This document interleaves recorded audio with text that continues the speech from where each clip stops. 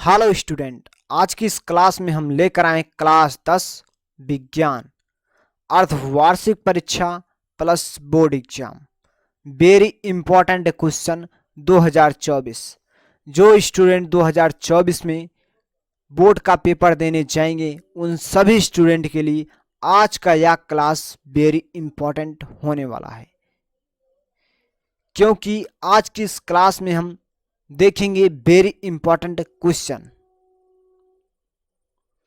इसी प्रकार से आज हम जो चैप्टर 1 के हैं, चैप्टर 1 चैप्टर 2 के कुछ वेरी इंपॉर्टेंट क्वेश्चन देखेंगे जो 4 मार्क्स के आपकी परीक्षा में पूछे जाते हैं और वेरी इंपॉर्टेंट हैं। हाँ, लेकिन जो आपका चैप्टर नंबर 1 है और चैप्टर नंबर 2 है आपका रसायन विज्ञान है। जैसे कि क्लास 10th का जो साइंस है, विज्ञान है, 3 भाग में डिवाइड है। पहला आपका जो है भौतिक विज्ञान, दूसरा आपका है पहला आपका है रसायन विज्ञान, ठीक, पहला आपका है रसायन विज्ञान, दूसरा आपका है भौतिक विज्ञान, तीसरा आपका है जीव विज्ञान। तो जो आपका रसायन विज्ञान का पार्ट है इसमें आपको कंपाउंड जो होते हैं, जो यौगिक होते हैं, जैसे कैल्शियम हाइड्रोक्साइड होता है, ठीक, कैल्शियम कार्बोनेट होता है CaCO3, इस प्रकार के कंपाउंड, सोडियम हाइड्रोक्साइड होता है, कैल्शियम हाइड्रोक्साइड होता है, इस प्रकार के कंपाउंड होते हैं। इसका आप नाम नहीं पढ़ पाते हैं और किसी भी एलिमेंट का इलेक्ट्रॉनिक विन्यास नहीं कर पाते हैं और आपको 118 तत्व का परमाणु क्रमांक नहीं याद होता है और आप रासायनिक समीकरण को संतुलित नहीं कर पाते हैं। इसी सारी चीज को देखते हुए मैंने एक बेसिक क्लास का प्लेलिस्ट क्रिएट किया हूँ, बनाया हूँ। वहाँ मैंने एकदम जो आपकी प्रॉब्लम है उन सारी प्रॉब्लम का समाधान आपको मिल जाएगा। उस प्लेलिस्ट का लिंक आपको डिस्क्रिप्शन बॉक्स में देंगे, वहाँ से आपको जा करके उन सारे वीडियो को जरूर देखना है, जिससे कि आपका जो रसायन विज्ञान है बहुत ही मजबूत हो जाए और आपको रसायन विज्ञान बहुत ही आसानी से समझ में आ जाए। यदि आप हमारे द्वारा बनाए गए बेसिक क्लास के 7 से 8 वीडियो को कंप्लीट करते हैं तो आपका जो क्लास 10th का रसायन विज्ञान वाला पार्ट है बहुत ही आसानी से आपको समझ में आ जाएगा और भौतिक विज्ञान बहुत ही आसानी से हम आपको सिखा ही देंगे। जीव विज्ञान की कोई बात ही नहीं है, एकदम आसानी से आप सीख ही जाओगे। तो आपको सबसे पहले रसायन विज्ञान को समझना है तो आपको उस बेसिक क्लास के प्लेलिस्ट को अच्छे से कंप्लीट करना होगा, जिससे कि आपको परमाणु क्रमांक आसानी से याद हो जाएंगे। 118 तत्व का परमाणु क्रमांक आपको हम 10 मिनट में याद करा दिए और आप जीवन भर कभी नहीं भूलेंगे। और आपको मैंने रासायनिक समीकरण संतुलित करने का ऐसा बेस्ट ट्रिक वाला वीडियो दिया हूँ, उसे देखने के बाद आप कभी रासायनिक समीकरण संतुलित करने में आपको किसी प्रकार की कोई समस्या होगी ही नहीं। इसी सारी चीज़ को मैंने देखते हुए मैंने एकदम बहुत ही आसान तरीके से सारी चीज़ को एकदम बेसिक टू एडवांस सिखा रहा हूँ ट्रिक के साथ। तो उस वीडियो को आपको जरूर देखना है। यदि आप चैनल पर नए तो प्लीज़ चैनल को सब्सक्राइब जरूर करें और बेल नोटिफिकेशन पर ऑल सेलेक्ट, जिससे कि हर नई क्लास का नोटिफिकेशन आपको बिल्कुल समय समय पर मिलता रहे। तो चलिए हम इस क्लास को शुरू करते हैं बिना टाइम वेस्ट किए। तो आज की इस क्लास में हम वेरी इंपॉर्टेंट क्वेश्चन को देखेंगे और 100% आपको सिखा देंगे और रटना नहीं पड़ेगा। जो हर चीज़ हम आपको पढ़ाएंगे एकदम सही तरीके से पढ़ाएंगे और सिखाएंगे। आपको किसी चीज़ को रटने में प्रॉब्लम नहीं आएगी, रटना ही नहीं पड़ेगा, आपको सिखा देंगे, समझा देंगे, आपको समझ में आ जाएगा और बहुत ही आसानी से आप पेपर में लिख के आएंगे, भूलेंगे नहीं। चलिए देखिए, यहाँ पहला क्वेश्चन जो है 4 मार्क्स का पूछा जाएगा, लघुत्तरीय क्वेश्चन, ठीक है। पहला क्वेश्चन है आपका, रासायनिक अपक्रिया से आप क्या समझते हैं, एक उदाहरण भी दीजिए। रासायनिक अपक्रिया से आप क्या समझते हैं, एक उदाहरण भी दीजिए।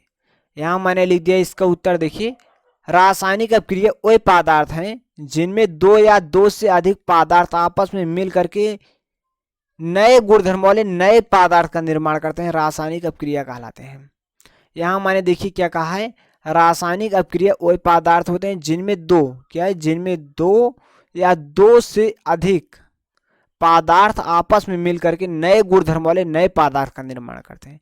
देखिए, यहाँ 2 पदार्थ आपस में मिल रहे हैं, कार्बन मिल रहा है और ऑक्सीजन मिल रहा है और एक नए पदार्थ का निर्माण कर रहा है, कार्बन डाइऑक्साइड का। तो वही यहाँ मैंने लिखा, रासायनिक अपक्रिया वे पदार्थ होते हैं जिनमें दो या 2 से अधिक पदार्थ आपस में मिल करके नए गुणधर्म वाले नए पदार्थ का निर्माण करते हैं, रासायनिक अपक्रिया कहलाते हैं। भाई एक नया गुणधर्म है, एक कार्बन डाइऑक्साइड बन रहा है और नए पदार्थ का निर्माण हो रहा है, ठीक। इस प्रकार से आपके एक नए पदार्थ का निर्माण होता है। और यहाँ देखिए नए पदार्थ का निर्माण, एक से अधिक पदार्थ का निर्माण हो भी सकता है। जैसे एक से अधिक पदार्थ का निर्माण कहाँ होगा, हम आपको एक रिएक्शन के माध्यम से समझा देते हैं। इस रिएक्शन, छोटा रिएक्शन, इसे आपको याद रखना है। जैसे यहाँ सोडियम हाइड्रोक्साइड हम ले लेते हैं और इसका हम जल से रिएक्शन कराएंगे जब, तो यहाँ हमारा बन जाएगा, यहाँ से सोडियम जल को हम लिख सकते हैं HOH लिख सकते हैं, यहाँ से OH, यहाँ से OH, यहाँ से सोडियम लेकर के बनाएगा सोडियम हाइड्रोक्साइड। यहाँ हम ले लेते हैं सोडियम क्लोराइड ले लेते हैं, ठीक। और यहाँ से जो HCl है, यहाँ से H लेकर के बनाएगा हाइड्रोक्लोरिक अम्ल HCl, ठीक। यहाँ से सोडियम क्लोराइड, यहाँ से मैंने सोडियम लिया और यहाँ से OH लिया, बनाया सोडियम हाइड्रोक्साइड, और यहाँ से HCl बन गया। यहाँ देखिए एक से अधिक पदार्थ बन रहे हैं, सोडियम हाइड्रोक्साइड बन रहा है और हाइड्रोक्लोरिक अम्ल बन रहा है, ठीक। यहाँ दो पदार्थ बन रहे हैं इसमें, लेकिन एक ही पदार्थ कार्बन डाइऑक्साइड बना। अगर बड़ा कंपाउंड है दो पदार्थ बन जाएंगे, इसमें कोई दिक्कत नहीं है, ठीक। तो आपको इसे छोटा रिएक्शन मैंने जो दिया इसी को आपको याद रखना है यहाँ, ठीक। कार्बन से ऑक्सीजन को मैंने रिएक्शन कराया, बनाया कार्बन डाइऑक्साइड भी। इसी प्रकार से यहाँ देखिए सोडियम को मैंने जल से रिएक्शन, जल को हम लिख सकते हैं H2O है, तो यहाँ हम लिख सकते हैं HOH लिख सकते हैं। तो यहाँ से OH मिल करके सोडियम के साथ बना लेता है सोडियम हाइड्रोक्साइड।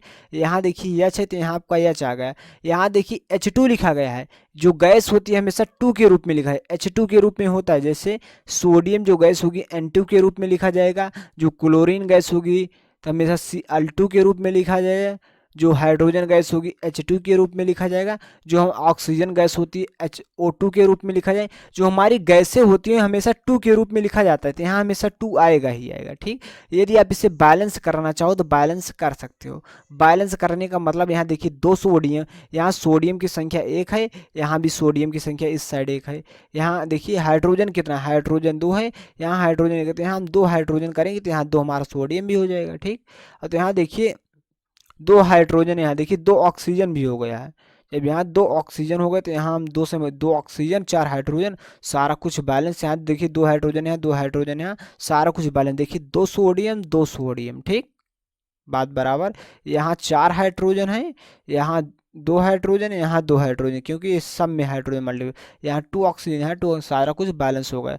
यहाँ 1 कार्बन है, 1 कार्बन, यहाँ ऑक्सीजन 2 है, यहाँ ऑक्सीजन 2 है, सारा कुछ बैलेंस। इस प्रकार से आप पहले क्वेश्चन को हम समझते हैं कि बहुत ही आसानी से आप सीख गए होंगे, क्योंकि हम हर एक चीज़ को क्लियर कराते हैं, आपको रटाते नहीं, समझाते हैं।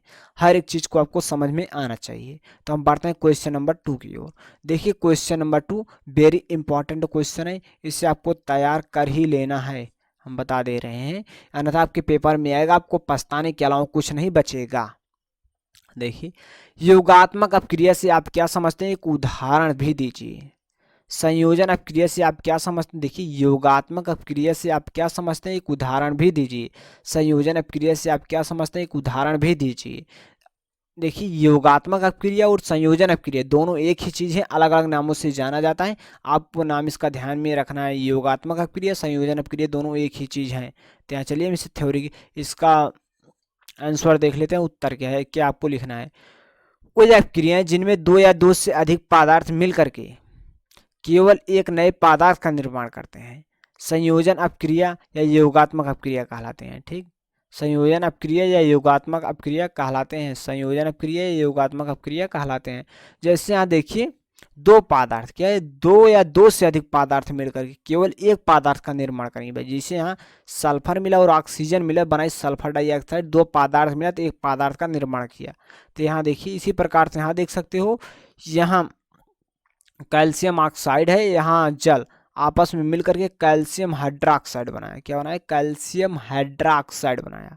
इस प्रकार से आप देख सकते हो 2 पदार्थ आपस में मिल रहे हैं, एक नए पदार्थ का निर्माण कर रहे हैं, ठीक।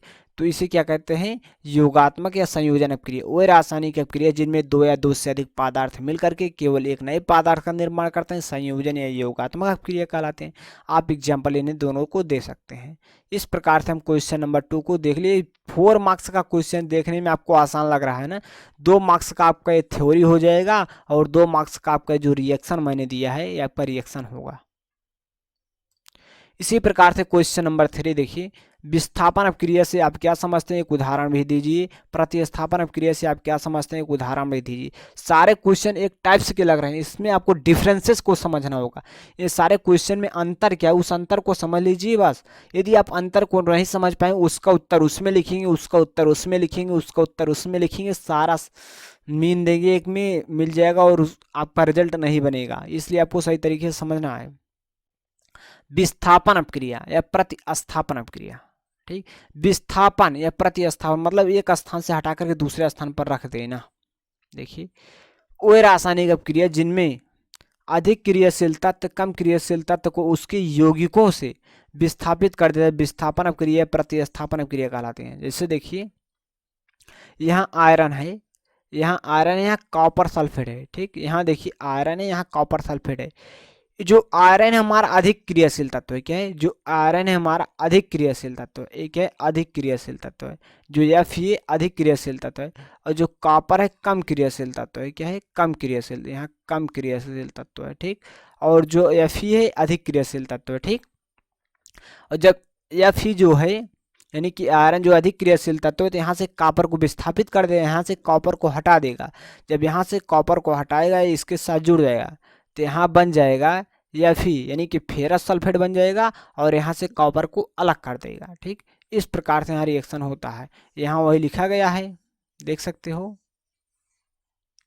वही रासायनिक अपक्रिया, देखिए वही रासायनिक अपक्रिया जिनमें अधिक क्रियाशील तत्व, ये अधिक क्रियाशील तत्व, अधिक क्रियाशील तत्व कम क्रियाशील तत्व को उसके यौगिकों से, एक यौगिक है, एक कंपाउंड है, ठीक। कॉपर सल्फेट एक कंपाउंड है, उसके यौगिक से विस्थापित कर देता है। यहाँ से इसको विस्थापित कर दे रहा है भैया, या फिर जो है इसको विस्थापित करके यहाँ बना रहा है, फेरस सल्फेट बना रहा है, ठीक। कॉपर सल्फेट को यहाँ फेरस सल्फेट बना रहा है, या इसे हाँ फेरिक सल्फेट बोल सकते हैं, ठीक। फेरस सल्फेट इसे बोला जाएगा, फेरस सल्फेट इसे बोला जाएगा, फेरस सल्फेट, ठीक। सल्फेट इसे बोला जाएगा फेरस सल्फेट, ठीक। चलिए आगे बढ़ते हैं। अब यहाँ देखिए, अगले टॉपिक को समझने से पहले आपको अनुत्क्रमणीय क्रिया को समझना होगा, इरिवर्सिबल रिएक्शन को समझना, उत्क्रमणीय क्रिया, रिवर्सिबल रिएक्शन, ठीक। इरिवर्सिबल रिएक्शन और रिवर्सिबल रिएक्शन, इसे आपको समझना होगा। सबसे पहले हम समझेंगे अनुत्क्रमणीय क्रिया क्या होती है। वही अपक्रिया जो केवल एक ही दिशा में संपन्न होती है, अनुत्क्रमणीय क्रिया कहलाती है। यहाँ पोटेशियम क्लोरेट है, ठीक, पोटेशियम क्लोरेट, ठीक। यहाँ से बनाया पोटेशियम क्लोराइड बनाया, यहाँ से ऑक्सीजन निकलने लगा, ठीक। अब यहाँ देखिए, वो अपक्रिया जो केवल एक ही दिशा में संपन्न होती है, इसकी देखिए इसका एरो का चिन्ह एक दिशा में है, मतलब एक ही दिशा में संपन्न होती है। जिस अपक्रिया में आपको एक साइड का एरो का चिन्ह देखिए, वो समझ जाना है कि अनुत्क्रमणीय अपक्रिया है, क्या अनुत्क्रमणीय अपक्रिया है। उत्क्रमणीय अपक्रिया वो अपक्रिया जो समान परिस्थितियों में दोनों दिशाओं में चल सकते हैं। जैसे इसका एरो देखिए दोनों दिशा में चल रही है, तो क्या हो जाएगा, आपका उत्क्रमणीय अपक्रिया हो जाएगी, ठीक। रिवर्सिबल रिएक्शन हो जाएगा, उत्क्रमणीय अपक्रिया हो गई, ठीक। इस प्रकार से हम समझते हैं कि आपको अनुत्क्रमणीय अपक्रिया उत्क्रमणीय अपक्रिया समझ में आया होगा। तो ये आपके पेपर में 2 मार्क्स का पूछा जाएगा। अनुत्क्रमणीय अपक्रिया किस जगह, तो अपक्रिया जो केवल एक ही दिशा में चलती है, आपको एक एग्जाम्पल इस प्रकार से दे देना है, ठीक। इसी प्रकार से उत्क्रमणीय अपक्रिया वो अपक्रिया जो दोनों समान परिस्थितियों में दोनों दिशाओं में चलती हैं, अनुत्क्रमणीय अपक्रिया कहलाती हैं, उत्क्रमणीय अपक्रिया कहलाते हैं। जैसे यहाँ देखिए कैल्शियम कार्बोनेट है, कैल्शियम कार्बोनेट जो है, इससे मैंने जब इसका रिएक्शन मैंने कराया तो कैल्शियम ऑक्साइड और कार्बन डाइऑक्साइड में टूट गया, ठीक। इसी प्रकार से यहाँ देखिए आपको बहुत जरूरी पड़ जाएगा यहाँ अनुत्क्रमणीय और उत्क्रमणीय अपक्रिया को समझने का फायदा। देखिए आपसे पूछा अपघटन अपक्रिया से आप क्या समझते हैं, एक उदाहरण भी दीजिए। क्या कह रहा है, अपघटन अपक्रिया से आप क्या समझते हैं, एक उदाहरण भी दीजिए।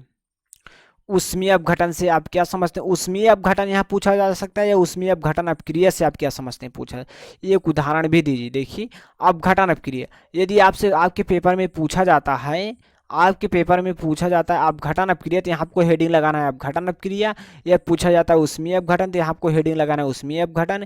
या पूछा जाता है ऊष्मीय अपघटन अपक्रिया, यहाँ अपक्रिया भी हो सकता है, ऊष्मीय अपघटन अपक्रिया भी हो सकता है, तो यहाँ आपको हेडिंग लगा देना ऊष्मीय अपघटन अपक्रिया, ठीक। जो पूछेगा पेपर में वही हेडिंग आपको लगाना होगा, ठीक। अब देखिए अपघटन अपक्रिया व अनुत्क्रमणीय अपक्रिया, अनुत्क्रमणीय अपक्रिया मतलब जो एक ही दिशा में चले, ठीक। वह अनुत्क्रमणीय अपक्रिया जिसमें किसी पदार्थ के अणु किसी पदार्थ के अणु दो या दो से अधिक सरल अणुओं में विभाजित हो जाते हैं। जैसे यहाँ देखिए फेरस सल्फेट है, क्या यहाँ फेरस सल्फेट है, ये क्या कह रहा है, दो या दो से अधिक सरल अणुओं में टूट गए, 3 सरल अणुओं में टूट गए। ठीक, देखिए ये फेरिक ऑक्साइड में टूट गया है, और यहाँ सल्फर डाइऑक्साइड में टूट गया है, सल्फर ट्राइऑक्साइड में टूट गया। ठीक, तो यहाँ देखिए वह अनुत्क्रमणीय क्रिया जिसमें किसी पदार्थ के अणु दो या दो से अधिक सरल अणुओं में विभाजित हो जाते हैं अपघटन अपक्रिया कहलाती है। यह अपक्रिया सामान्यतः ऊष्मा या विद्युत के प्रभाव में संपन्न होती है। जो हमारी अपघटन अपक्रिया होती है किसके प्रभाव में संपन्न होती है, ऊष्मा के प्रभाव में संपन्न होती है, विद्युत के प्रभाव में संपन्न होती है। ऊष्मा के प्रभाव में अपघटन अपक्रिया को ऊष्मीय अपघटन, जब ऊष्मा के प्रभाव में अपघटित होगी क्रिया तो उसमें ऊष्मीय अपघटन या ऊष्मीय अपघटन अपक्रिया कहते हैं, थर्मल डिकम्पोजिशन रिएक्शन कहते हैं, तथा विद्युत के प्रभाव में अपघटन अपक्रिया को वैद्युत अपघटन या वैद्युत अपघटन अपक्रिया इलेक्ट्रोलाइसिस रिएक्शन कहते हैं। ठीक, ये मतलब दो या दो से अधिक सरल अणु में टूट जाएगा। ठीक, यहाँ देख सकते हैं ये फेरस सल्फेट था, ये फेरिक ऑक्साइड, सल्फर डाइऑक्साइड, यहाँ सल्फर ट्राइऑक्साइड में टूट गया। ठीक, इस प्रकार से हम समझते हैं कि यहाँ तक आपको क्वेश्चन नंबर 4 समझ में आएगा। सारे क्वेश्चन वेरी इंपॉर्टेंट हैं, इससे आपको नोट कर लेना है, हम आपको बार बार बता दे रहे हैं। ठीक, यहाँ देखिए क्वेश्चन नंबर 5 देखिए, उसमें वियोजन से आप क्या समझते हैं, एक उदाहरण भी दीजिए। वियोजन अपक्रिया से आप क्या समझते हैं, एक उदाहरण भी दीजिए। वेरी इंपॉर्टेंट क्वेश्चन, सारे क्वेश्चन एक तरीके से आपको लग रहा है यहाँ से 2 से 3 क्वेश्चन आपके पेपर में हर साल पूछे जाते हैं, समय और सालाना को मिला करके। मतलब सालाना में लगभग 2 से 3 पूछा जाएगा और छमाही में 2 से 3 पूछा ही जाएगा। अब यहाँ देखिए क्या कर रहा है, यहाँ पूछा जा सकता है वियोजन अपक्रिया क्या है, वियोजन अपक्रिया से आप क्या समझते हैं, सॉरी यहाँ पूछा जाए उसमें वियोजन से आप क्या समझते हैं। जब उसमें वियोजन पूछा जाए तो आपको यहाँ हेडिंग लगाना है उसमें वियोजन। जब यहाँ पूछा है वियोजन अपक्रिया तो यहाँ आपको लगा देना है वियोजन अपक्रिया। जब पूछा जाए उसमें वियोजन अपक्रिया से आप क्या समझते हैं, जो पूछा जाए वही आपको यहाँ हेडिंग लगाना होगा। ठीक, अब देखिए हम समझेंगे वियोजन अपक्रिया व उत्क्रमणीय अपक्रिया। उत्क्रमणीय क्रिया मतलब जो दोनों दिशा में चले। ठीक, वह उत्क्रमणीय अपक्रिया जिसमें किसी पदार्थ के अणु दो या दो से अधिक सरल अणुओं में विभाजित हो जाते हैं। जैसे यहाँ देखिए PCl5 है, PCl3 और Cl2 में विभाजित हो गया, दो या दो से अधिक सरल अणुओं में विभाजित हो जाते हैं। वियोजन अपक्रिया डिकम्पोजिशन रिएक्शन कहलाते हैं। स्पष्ट है कि अपघटन और वियोजन अपक्रिया एक समान है। यहाँ कह रहा है अपघटन अपक्रिया और वियोजन अपक्रिया एक समान है। अपघटन अपक्रिया जो होती है एक दिशा में चलती है और जो वियोजन अपक्रिया होती है दोनों दिशा में चलती है। ठीक, तो यहाँ अस्पष्ट मैंने लिख दिया है। स्पष्ट है कि अपघटन अपक्रिया और वियोजन अपक्रिया एक समान है, केवल अंतर है कि अपघटन अपक्रिया अनुत्क्रमणीय अपक्रिया होती है। अनुत्क्रमणीय अपक्रिया मतलब जो एक ही दिशा में चलती है, जबकि वियोजन अपक्रिया उत्क्रमणीय होती है, यानी कि जो दोनों दिशा में चलती है। ठीक, जो दोनों दिशा में चलती है। यदि वियोजन अपक्रिया ऊष्मा के प्रभाव में संपन्न होती है तो उसे उसमें वियोजन या उसमें वियोजन अपक्रिया थर्मल डिकम्पोजिशन रिएक्शन कहते हैं। यदि वियोजन अपक्रिया विद्युत के प्रभाव में संपन्न हो तो उसे वैद्युत वियोजन या वैद्युत वियोजन अपक्रिया इलेक्ट्रोलाइसिस रिएक्शन कहते हैं। इस प्रकार से आपका क्वेश्चन नंबर 5 जो वेरी इंपॉर्टेंट क्वेश्चन है मैंने आपको बताया। हम समझते हैं कि जो रिएक्शन है पूरा आपको बहुत ही आसानी से और जो इसके थ्योरेटिकल टर्म से मैंने आपको बहुत बेहतरीन तरीके से सिखाया हूँ, समझाया हूँ। हम समझते हैं कि आपको 100% समझ में आया होगा। यदि आपको वीडियो अच्छा लगा तो वीडियो को लाइक करिए, और चैनल पे नए हैं तो प्लीज़ चैनल को सब्सक्राइब करिए, और इस वीडियो को अपने व्हाट्सएप ग्रुप पर शेयर ज़रूर करिए, क्योंकि इस क्लास को बनाने में बहुत ज़्यादा मेहनत लगती है। यदि आप इस क्लास को शेयर करते हैं तो हमें थोड़ा मोटिवेशन आता है, वीडियो को लाइक करते हैं हम थोड़ा हमें और आपके लिए क्लास बनाने की और हमें आपके लिए एक बेटर क्लास देने की इच्छा होती है, जिससे कि आपका रिजल्ट बहुत अच्छा हो सके, हमें लगे कि हमारे पढ़ाए गए बच्चे बहुत आगे जा रहे हैं और मेहनत कर रहे हैं। तो बस आज की इस क्लास में इतना ही, मिलते हैं नेक्स्ट क्लास में। तब तक के लिए जय हिंद, जय भारत।